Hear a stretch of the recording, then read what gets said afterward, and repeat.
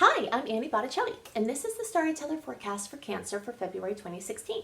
Go to my website, anniehelpsyou.com, and check out my astrology blog, and also my other blogs. And if you're interested in learning astrology, in February, I will be opening enrollment for my astrology apprenticeship program. So what's going on in the month of February for Cancers and in general that would be relevant to you?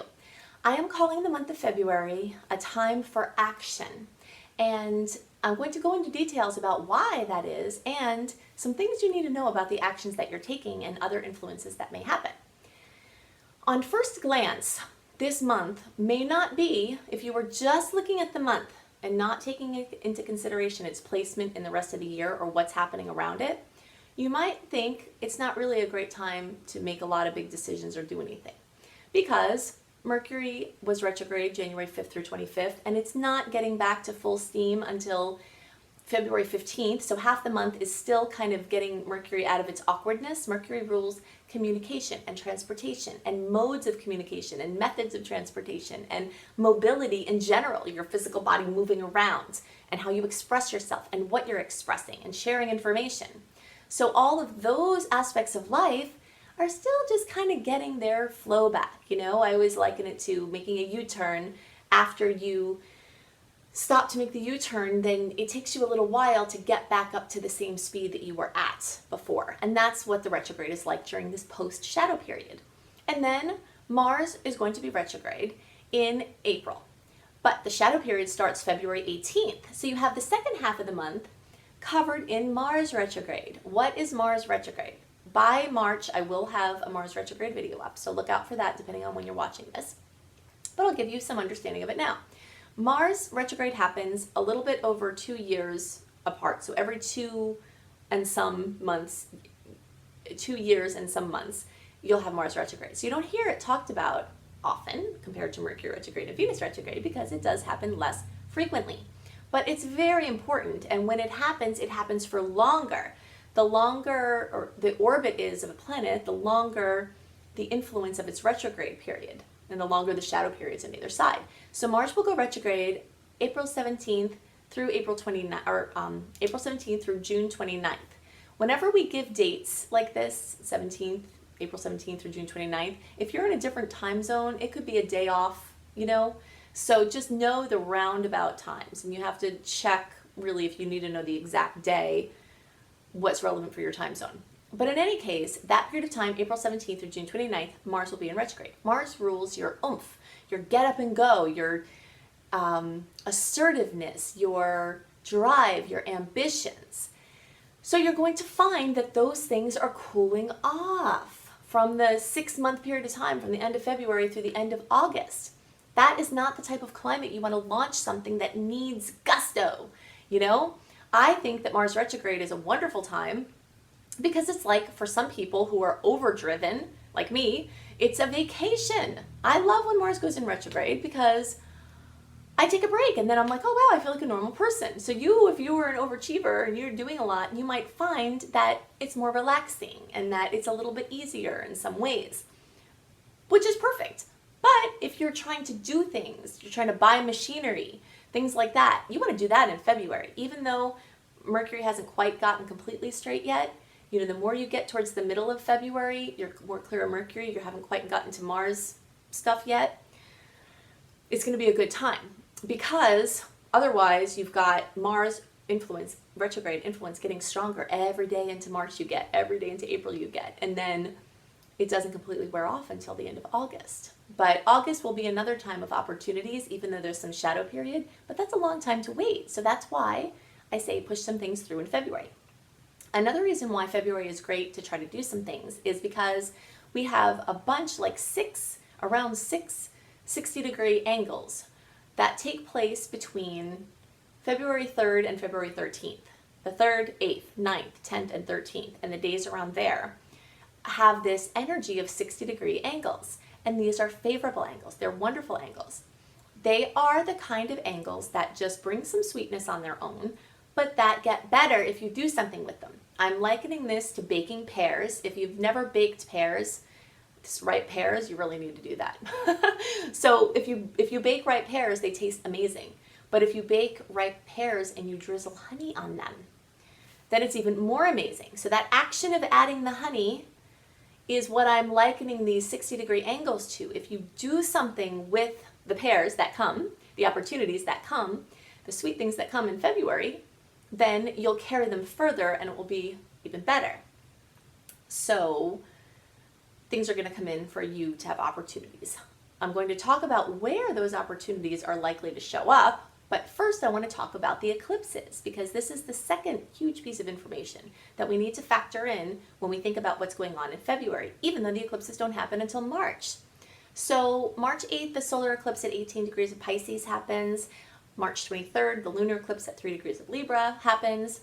And solar eclipses bring in new, wide open opportunities for new direction and new growth. And then lunar eclipses close out or complete or end something that you're working on. Endings are not always bad. It could be a completion of a project and then, a moving on to something else. It's just an ending. And they're usually pretty big endings, and the beginnings are usually pretty big beginnings. It's usually not indicated to try to do too much active or forcing of your own agenda in eclipse months, because eclipses are going to bring news that require you to respond to them. And so if you're doing too much acting, you're not really present for responding. And some of this energy actually does carry over into February, because up to 6 weeks before the eclipses, you can start to get news and inklings of things to come and pieces of information or events that are eclipse related. So the basic message is that February is a great time to try to push through your agenda, your plan for yourself. But between February and the months afterwards, the eclipses may bring in information or events that make what you thought you were going to do completely obsolete, or just not even on the radar anymore, because these eclipse news related events are bringing in something else. But you can trust this process, because there's our plan for ourselves, and then there's the divine plan for us. And the divine plan is often brought in, sometimes in very obvious ways with the eclipses, and sometimes they don't seem as obvious. But the kind of things come in, you might not say, oh gosh, I can see how this is helping me in my long-term plan here, Sometimes it's very masked. The opportunities are masked. So in any case, if you are making decisions in February because it's the best month for you to try to do it, that doesn't necessarily mean that the universal plan for you is supportive of what you're doing. And so you might find that the eclipses might come in, and then they might put the kibosh on what you think you're doing and say, no, actually you're doing this now. So the more you can be in non-resistance, resistance is the source of so much human suffering.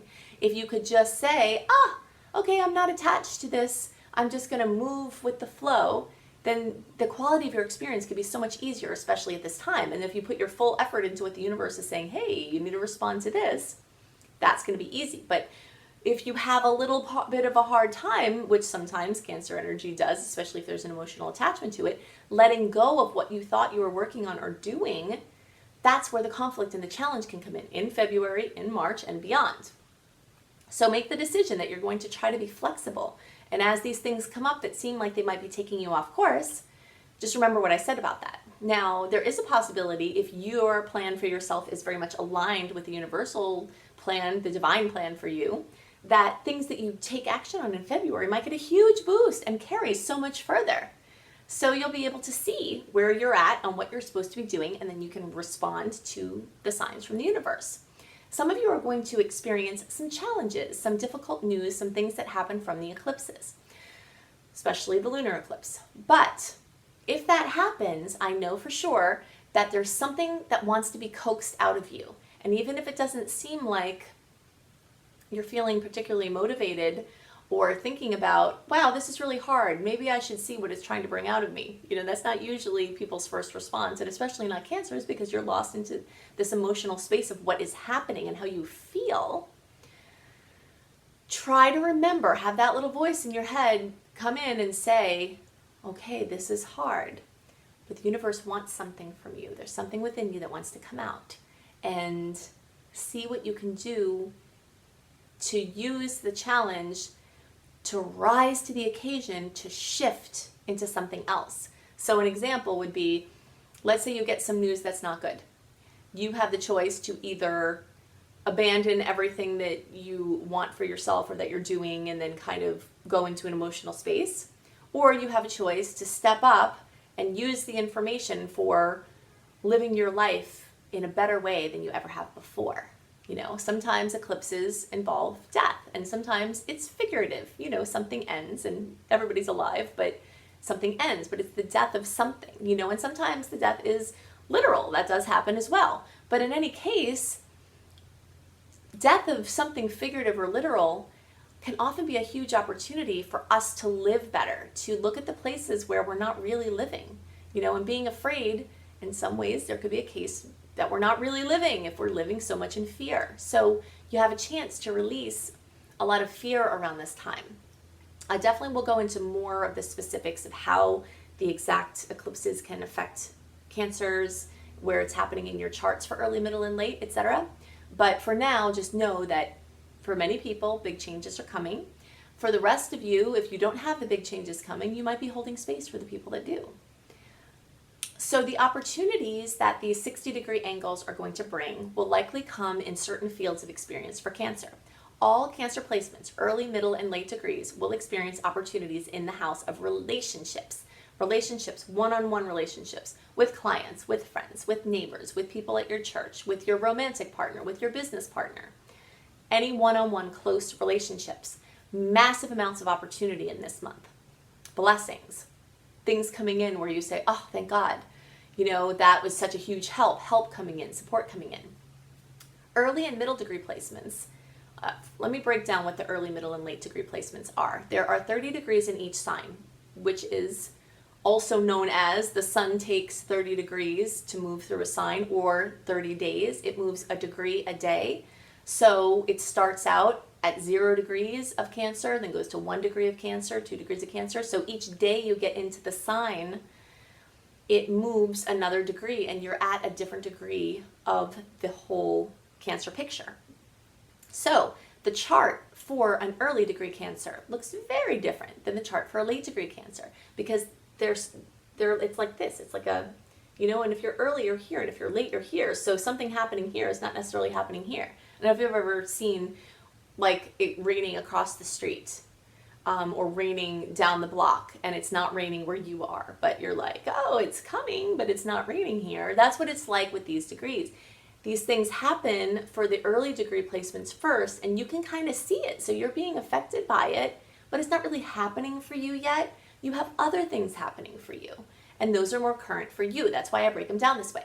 So the first 10 days or first 10 degrees in the sign are the early degree placements. So around June 22nd through July 2nd, early. Around the 3rd through the 12th, middle. Around the 13th through the 22nd, late. The reason why I say around is because sometimes it might start a little bit before the 22nd or go to the 23rd. It's different every year exactly what day it switches into a different sign.